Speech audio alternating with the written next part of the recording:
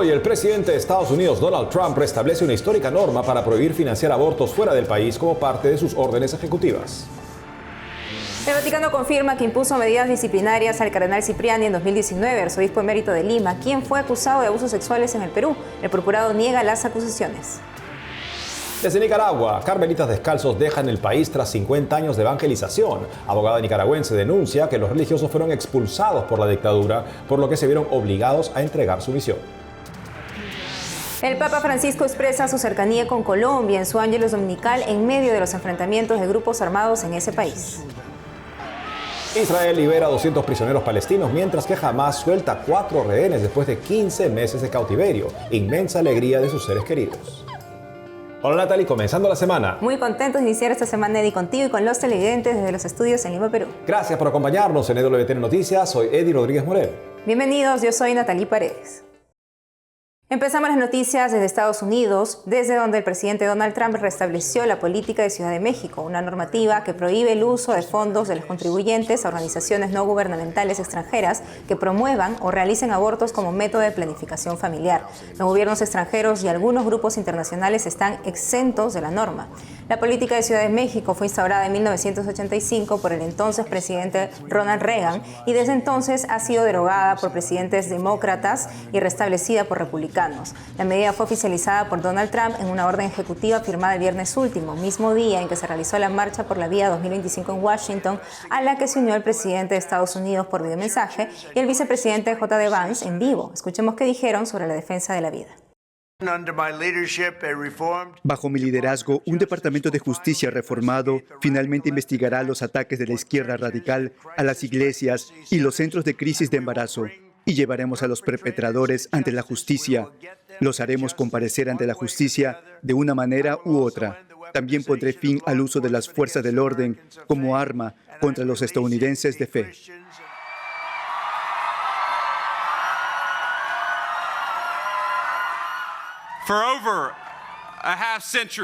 Durante más de medio siglo, esta marcha ha unido a decenas de miles de estadounidenses de todos los ámbitos sociales para manifestarse en favor de la causa de la vida en nuestra nación.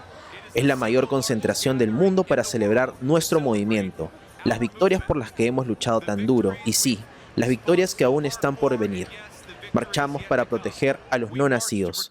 Marchamos para reclamar y vivir la verdad sagrada de que cada niño es un milagro y es un regalo de Dios. En otros ámbitos, el Vaticano confirmó que impuso medidas disciplinarias al cardenal Cipriani en 2019, arzobispo emérito de Lima, quien fue acusado de supuestos abusos sexuales en el Perú. El procurado niega las acusaciones. Nuestro corresponsal Abel Camasca nos cuenta. En un artículo del diario español El País, un hombre de 58 años denunció que el cardenal peruano Juan Luis Cipriani abusó de él cuando tenía entre 16 y 17 años. Los hechos se habrían dado cuando el procurado era sacerdote en 1983, en un centro del Opus Dei en Lima. La víctima sostiene que informó a la prelatura cuando sufrió los abusos, pero que no hicieron nada. El cardenal Cipriani, arzobispo emérito de Lima, publicó una carta el sábado 25 de enero en respuesta al artículo, negando la acusación de abuso. En el texto, Cipriani dice que en 2018 la Santa Sede le comunicó informalmente de una denuncia en su contra, sin entregarle detalles ni documentación. Sin haber sido escuchado, sin haber sabido más y sin que se abriera un proceso, el 18 de diciembre de 2019, el nuncio apostólico me comunicó verbalmente que la Congregación para la Doctrina de la Fe me había impuesto una serie de penas, limitando mi ministerio sacerdotal y pidiendo que tuviera una residencia estable fuera del Perú, escribió. Además asegura que se le pidió que guardara silencio. De acuerdo a Cipriani, se fue a vivir a Roma para dedicarse a sus trabajos como cardenal en el Dicasterio para la Causa de los Santos. Cuando cumplió 80 años, se retiró de toda ocupación en la curia y se trasladó a Madrid. No obstante, el purpurado asegura que en 2020 el Papa Francisco le permitió reanudar sus tareas pastorales, como predicación en retiros espirituales y administración de sacramentos. El director de la Oficina de Prensa del Vaticano, Matteo Bruni, confirmó las medidas disciplinarias emprendidas en 2019 contra el cardenal Juan Luis Cipriani. Agregó que en ocasiones puntuales se le concedieron ciertos permisos para atender peticiones debidas a la edad y situación familiar del cardenal. El vicario del Opus Dei en Perú, Ángel Gómez Ortiguela, emitió un comunicado el sábado 25 de enero pidiendo perdón por no haber atendido adecuadamente en 2018 a una persona que acusó de abuso sexual al cardenal Cipriani, pero no aclaró si se trataba del mismo individuo al que se refiere El País. Además explicó que no existe registro de ningún proceso formal contra el cardenal Cipriani durante sus años como sacerdote del Opus Dei, aunque admitió que los protocolos sobre abusos se actualizaron en 2020.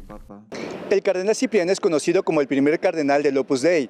Fue mediador entre el gobierno de Alberto Fujimori y el grupo terrorista MRTA, que en 1996 tomó rehenes en la embajada de Japón. Los cautivos fueron liberados tras una sorpresiva operación militar. Más adelante, San Juan Pablo II lo nombró arzobispo de Lima. Además, el purpurado encabezó varias marchas por la vida en Lima, que congregaron a más de 500.000 de personas. Durante su gestión también empezaron a surgir las denuncias de abusos contra el sodalicio de vida cristiana. En Lima, Abel Camasca, EWTN Noticias.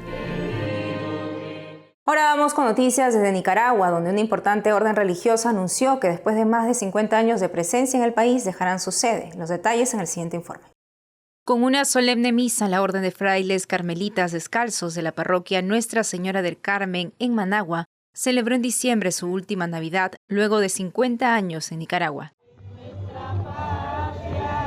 El 23 de enero último, en un comunicado firmado por Fray Edgardo Hernández, provincial de la orden religiosa anunció que dejan Managua por falta de vocaciones en el país. Señala: Si Dios Padre lo permite, cuando tengamos más vocaciones podremos regresar. Seguimos en comunión eclesial con nuestra oración fraterna y encomendamos a la parroquia Nuestra Señora del Carmen y a toda la Iglesia Católica en Nicaragua a la Purísima Concepción de María. La orden religiosa agradeció al cardenal Leopoldo Brenes y a la comunidad de la Arquidiócesis de Managua por acompañarlos durante sus servicios pastorales en los que vivieron la bondad y cercanía de Dios.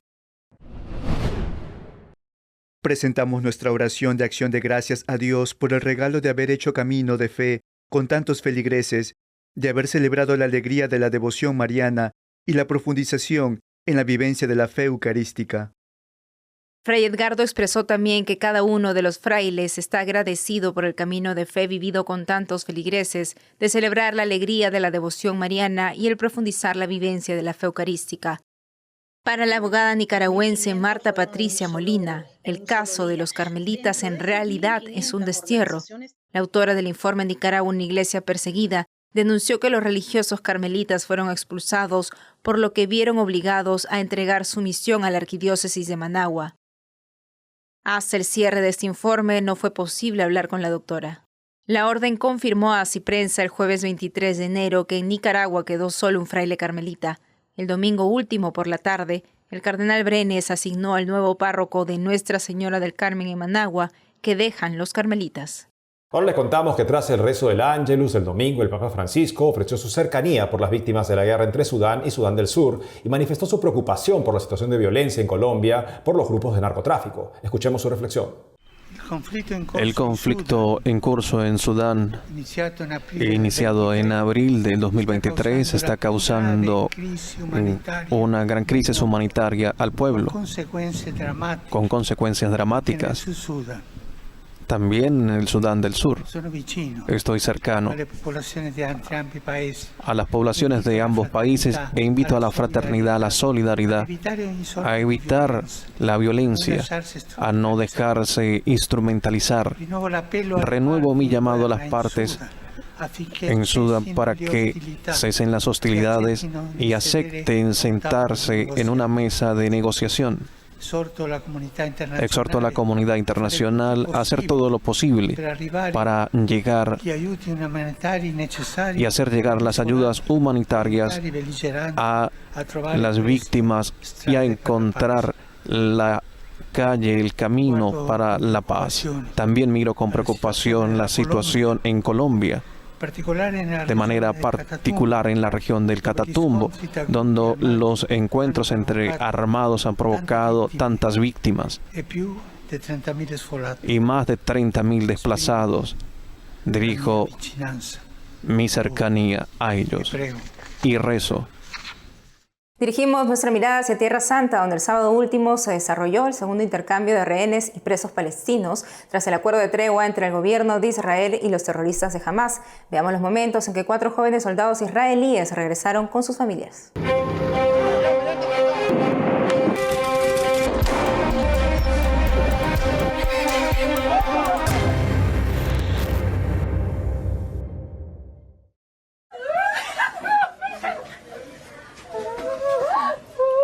Emotivo encuentro de Nama Levi con su familia. La rehén israelí de 20 años fue capturada por el grupo terrorista Hamás desde los ataques que realizó contra Israel el 7 de octubre de 2023, liberada el sábado último tras el acuerdo de tregua entre Israel y Hamás.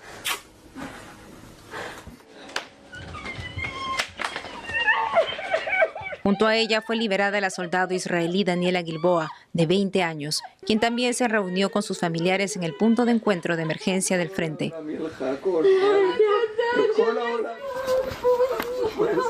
La tercera rehén liberada es Karina Ariev, también de 20 años, y Liria Albaj, de 19. Ambas lograron abrazar a sus familiares tras 15 meses de cautiverio.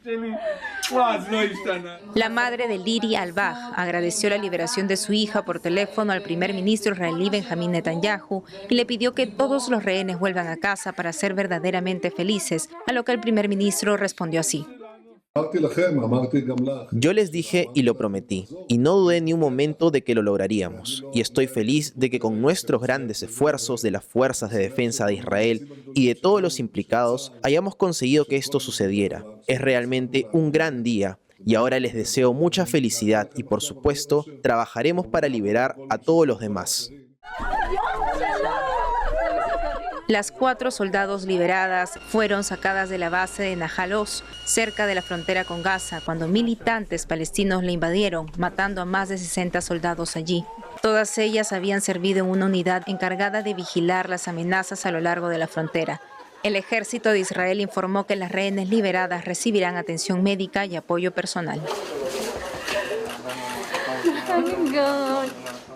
Ahora conozcamos cómo se desarrolló la liberación de los 200 prisioneros palestinos liberados tras el acuerdo de tregua entre Israel y Hamás.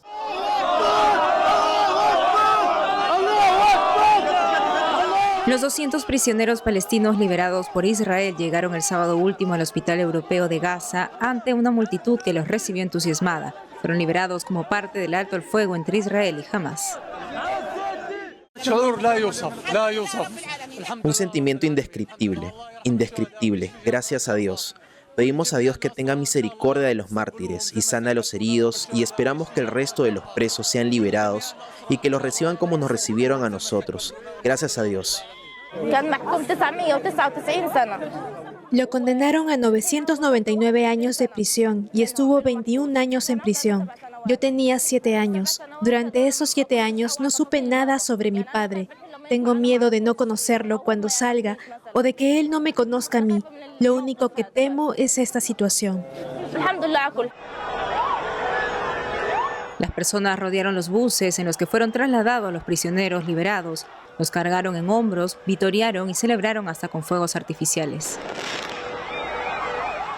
Según Associated Press, entre los prisioneros palestinos hay 120 que cumplían cadena perpetua tras ser condenados por ataques mortales contra israelíes. También se incluyen unos 70 que fueron liberados en Egipto después de tener prohibido regresar a Israel o al territorio palestino. El jefe de un grupo de defensa de los prisioneros palestinos informó que finalmente serán enviados a otros países árabes.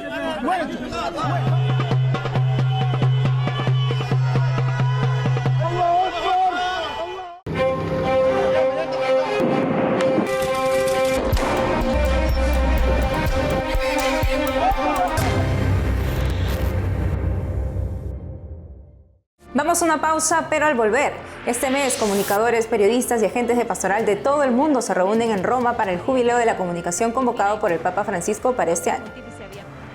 Además, desde Venezuela, la Iglesia enfatiza la urgencia de crecer en la esperanza y la convivencia fraterna ante un 2025 lleno de incertidumbre por la situación política en el país. Regresamos con más noticias con Enfoque Católico.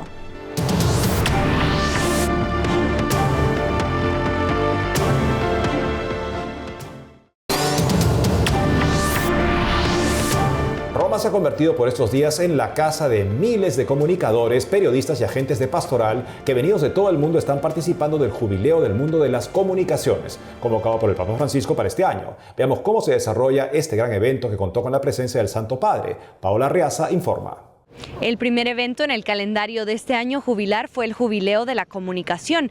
La jornada comenzó con el paso de los participantes por la Puerta Santa. Más de 10.000 peregrinos cruzaron su umbral ese día, según los organizadores. Los participantes del evento jubilar se dirigieron al aula Pablo VI del Vaticano, donde asistieron a las primeras ponencias. María Reza, periodista filipina y Premio Nobel de la Paz, dedicó unas palabras al impacto de las redes sociales en la desinformación y subrayó que el trabajo de los comunicadores es compartir la verdad. Big Tech.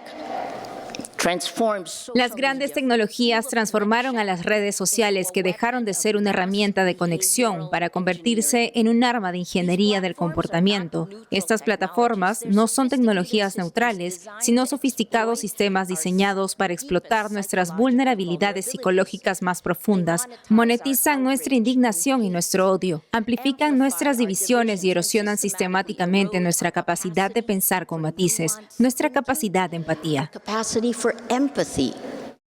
Tras su intervención, el escritor irlandés Colum McCann tomó la palabra y subrayó que la comunicación es esencial en el ser humano, ya que de ella se deriva la empatía necesaria para prevenir las grandes tragedias de la humanidad, como la guerra.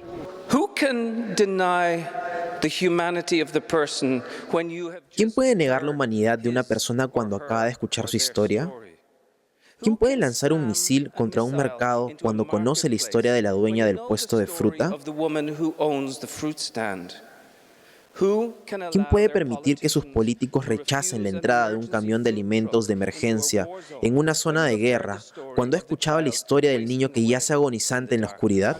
Antes de la entrada del Santo Padre, el aula del Vaticano se llenó de música. El violinista italiano Uto Ughi ofreció un breve concierto.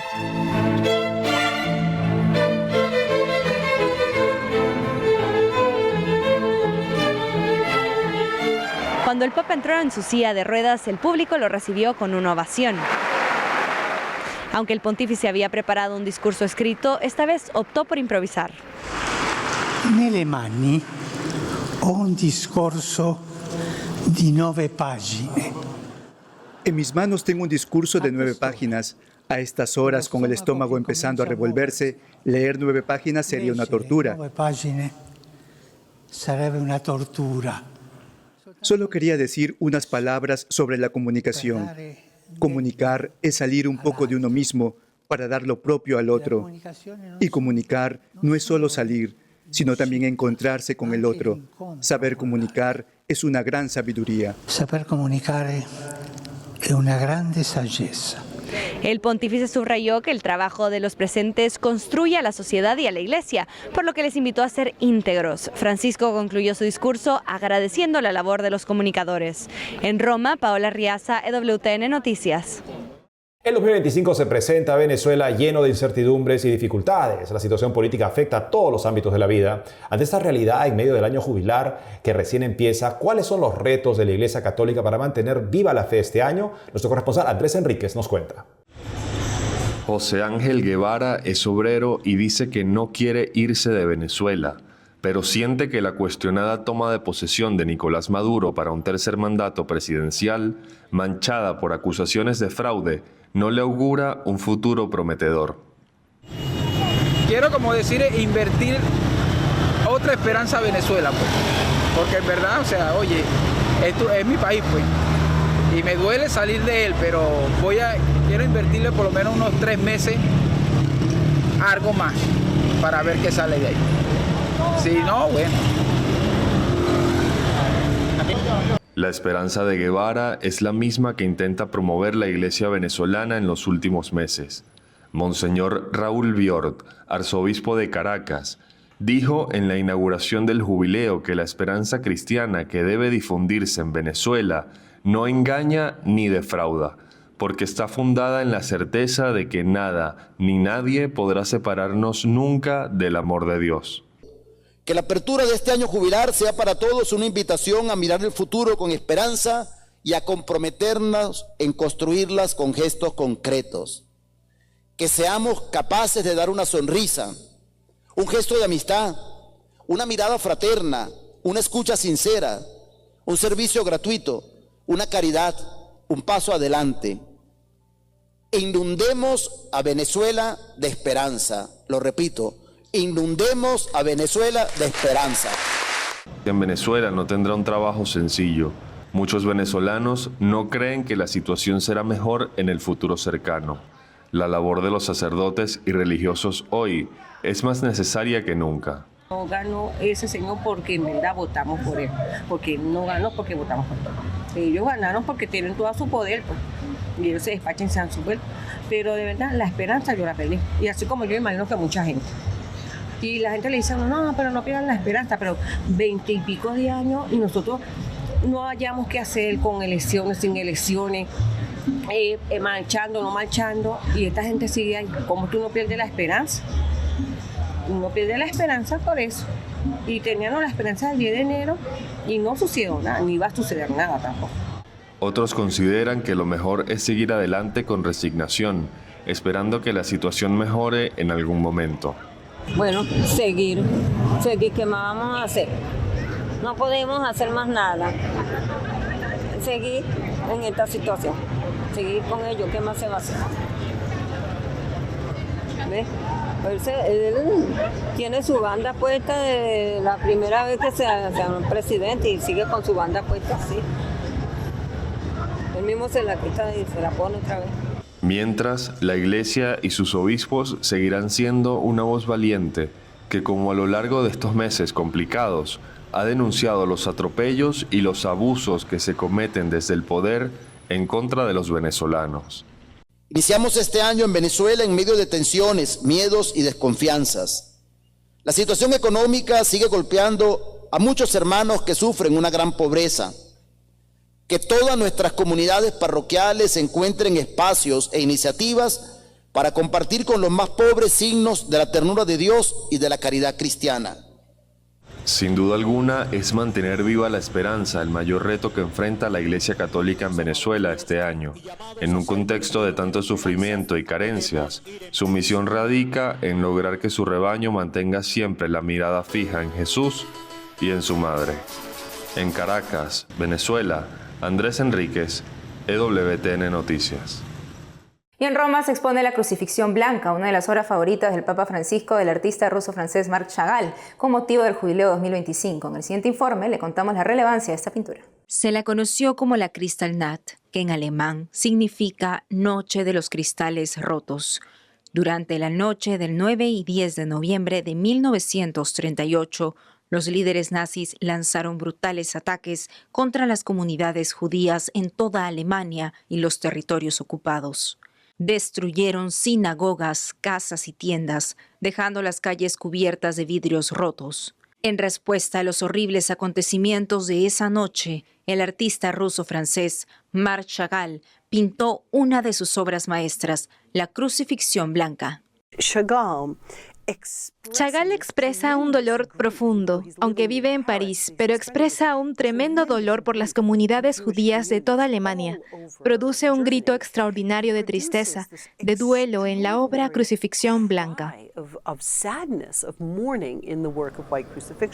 En el centro de la obra maestra se encuentra Jesús crucificado, vestido con ropas tradicionales judías en medio de escenas de persecución en la Alemania nazi. Es un símbolo del sufrimiento de todos los judíos en esa época, desde la aldea saqueada y los habitantes que huyen en el lado izquierdo del lienzo hasta la sinagoga y su arca de la Torá en llamas en el lado derecho. Las imágenes violentas que Chagall presentó provienen de eventos reales que ocurrieron en los años previos a la pintura. La famosa obra de arte normalmente forma parte de la colección permanente del Instituto de Arte de Chicago, pero en honor al Jubileo de 2025 fue enviada a Roma por primera vez. Forma parte de la cuarta exposición del ciclo Jubileo Escultura, titulada Chagall en Roma. Esta, como las otras exposiciones que hemos traído a Roma con motivo de este jubileo, quiere ser un signo de esperanza y de paz, un diálogo entre los pueblos. La pintura combina la iconografía cristiana tradicional en el lienzo con marcadores de la identidad judía de Jesús. Es un poderoso símbolo de unidad religiosa, proyectando un fuerte mensaje en defensa de la dignidad humana y el diálogo entre culturas. La obra maestra de Chagall es una de las obras de arte más queridas del Papa Francisco. No fue casualidad que el Papa visitara la exposición en diciembre, poco después de su inauguración. El Santo Padre sí, se ha fermato qualche minuto. El Santo Padre se detuvo aquí unos minutos entre los demás visitantes que estaban allí. Podéis imaginar el estupor general. Al salir, reflexionó sobre el profundo significado que encierra esta obra. Tanto sufrimiento en torno a este símbolo de la paz que es Cristo. Destacó cómo es un símbolo poderoso que invita a la reflexión, al pensamiento y a la oración con solo mirarlo. Eso es todo por hoy, amigos. Gracias por haber estado con nosotros. No olviden seguirnos en nuestras redes sociales y en ewtnnoticias.com. Hasta mañana.